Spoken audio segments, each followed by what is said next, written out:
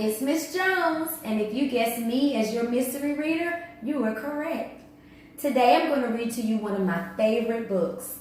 It's called My Rotten Red-Headed Older Brother by Patricia Polacco. Let's get started.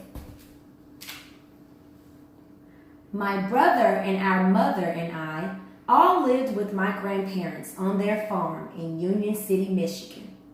Now my babushka, my grandmother, knew lots of things. She knew just how to tell a good story. She knew how to make ordinary things magical. And she knew how to make the best chocolate cake in Michigan. After she told my brother and me a grand tale from her homeland, we'd always ask, "Bubby, is that true?" She'd answer, "Of course it's true, but it may not have happened." Then she'd laugh.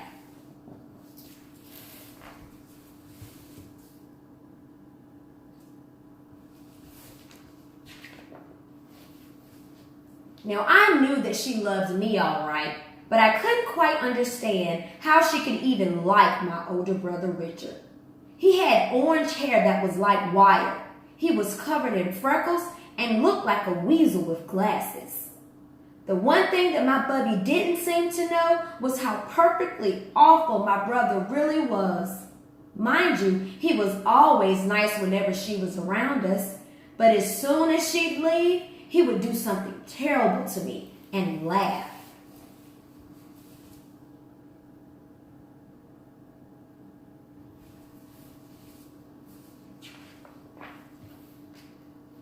There were so many things I couldn't stand about him. The worst was that he was always telling me how he could do just about everything better than I. "Bet I can pick more blackberries than you," he jeered at me one day. "No, you can't." "Can so." "Cannot." "Can," he whispered. "Not," I said louder. "Can," he whispered so low that I could hardly hear him. "Not," I screamed back.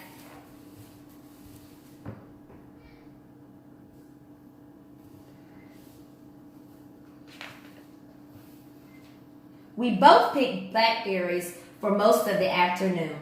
Well, he upped and did it. He not only picked more berries than I, he set a record that wasn't even challenged for the next 10 years. "You make me sick, Richard Barber," I yelled at him. Then he smiled that smile that only a rotten red-headed older brother could smile.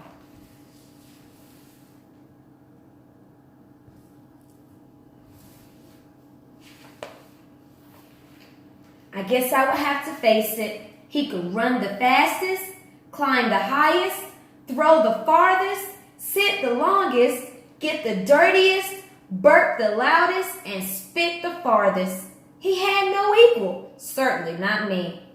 "And I'm 4 years older than you. Always have been and always will be," he sneered. Richard's one cool kid.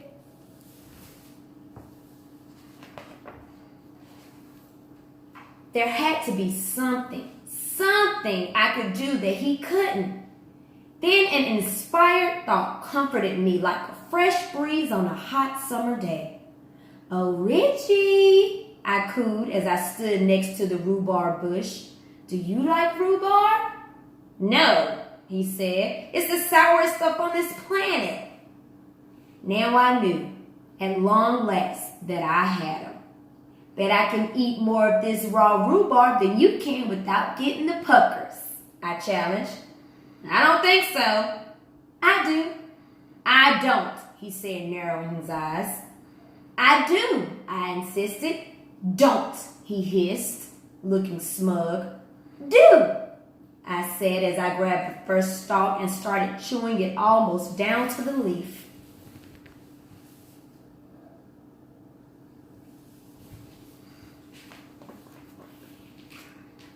When I couldn't get one more sour bite into my mouth, he was still eating with relish.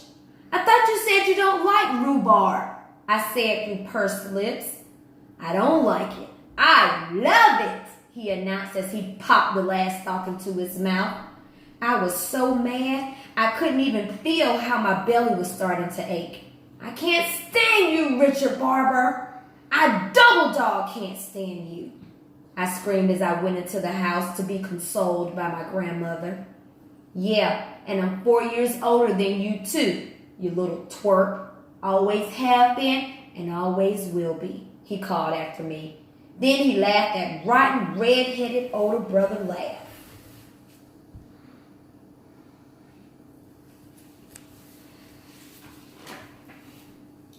That night at dinner, I could hardly eat. Have you been eating angry apples again, child? Bubby asked as she sliced a huge wedge of rhubarb pie. I baked your favorite. Richard gave me one of his extra rotten, weasel-eyed, greeny-toothed grins.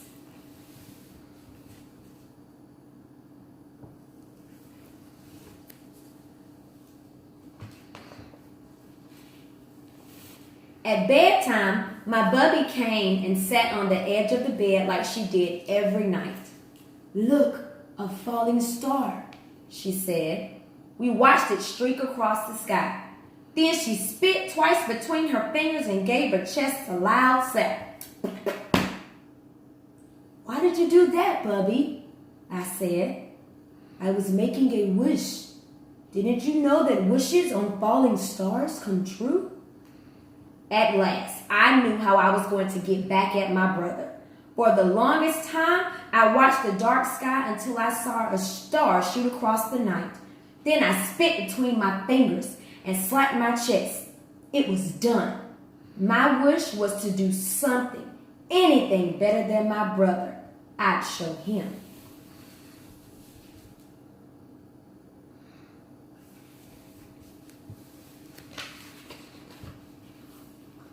The next morning, all I could think about was my wish. I was thinking about it so hard I almost didn't notice the wagons and trucks pulling into the field down the road near Four Corners. A traveling carnival, my brother shouted as he ran toward me. They're setting up right here in our field. Bet I can eat more hot dogs than you can, he teased.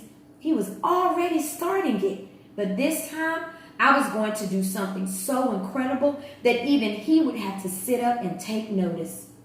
I had a star wish. I'd show my rotten, red-headed older brother, all right.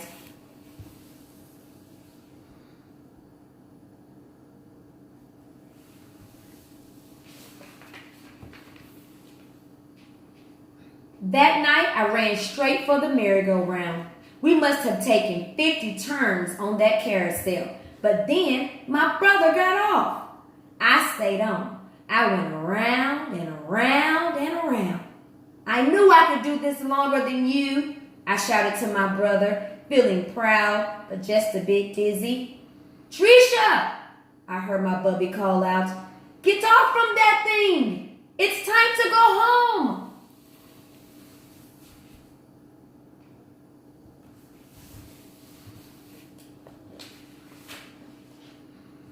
The last thing I remember was stepping off from that platform. Next thing I know, I woke up with Bubby sitting on the edge of my bed. Mom and Grandpa were there too. You gave us all a fright, Mama said. How do you feel? What happened? I asked. You fell, my rotten red-headed older brother announced with the biggest grin on his face. I don't know what we would have done, my Bubby said softly. Your brother carried you all the way home, and then he had to run to get Dr. Lee.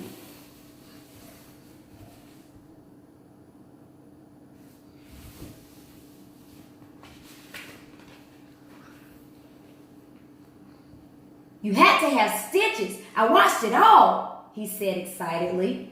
You fell off the merry-go-round right into some pop bottles, my Gramps added. You even passed out, my brother chirped. Looks like you finally did something special. It was from that exact moment that our relationship changed somehow.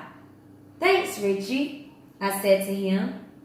What's a big brother for anyway? He said, blushing.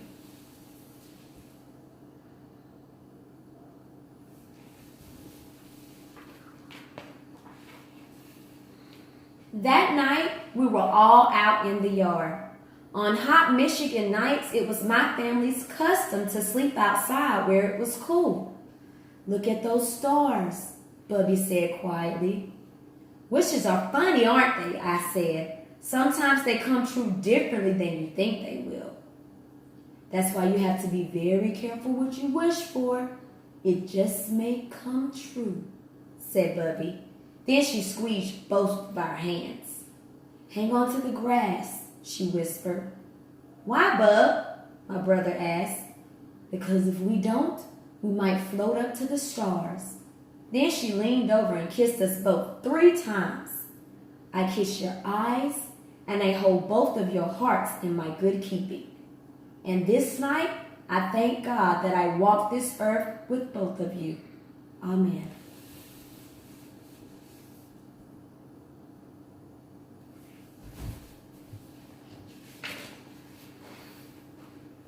Then we all just lay on our blankets in the gentle summer night.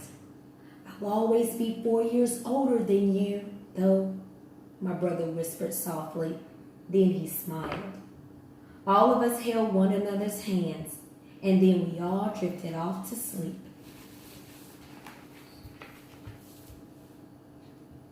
The end.